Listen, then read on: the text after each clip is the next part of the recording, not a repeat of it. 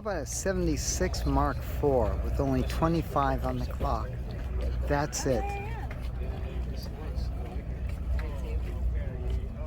Huge car, just gorgeous.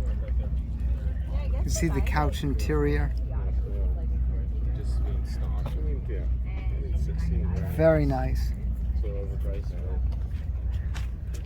Well kept.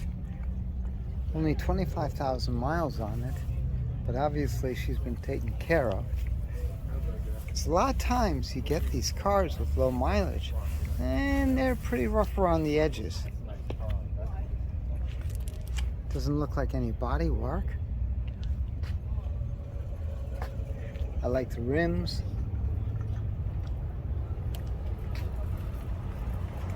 Actually, hubcaps, I'll look at Packard Super Clipper going by. Oh, fantastic. Only at Hershey, folks.